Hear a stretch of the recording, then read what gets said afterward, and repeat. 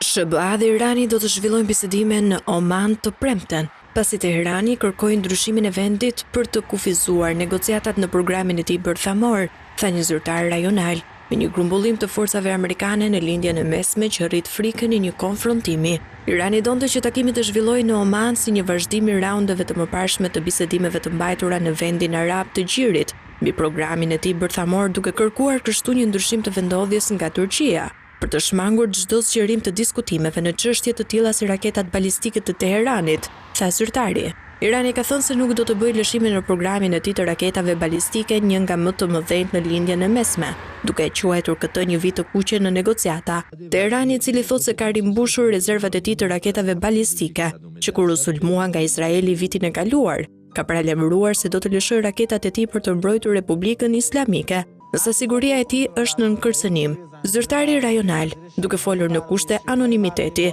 tha se Irani që nga fillimi kishte theksuar se do të diskutonte vetëm për programin e tij bërthamor, ndërsa Washingtoni donte që në agjendë të ishin çështje të tjera. Çmimet e naftës u rritën të mërkurën pasi SBA të rrëzuan një dron iranian dhe anijet armatosura iraniane ju afruan një anije me flamur amerikan në ngushticën e Hormuzit, duke ringjallur frikën e një përshkatësimi mes Washingtonit dhe Teheranit. Trump ka paralajmëruar se gjëra të këqija mund të ndodhin nëse nuk do të arrihet një marrëveshje, duke rritur presionin mbi Republikën Islamike në një situatë të vështirë që ka çuar në kërcënime të ndërsjella nëpër sulme ajrore dhe ka nxitur frikën e një lufte më të gjerë.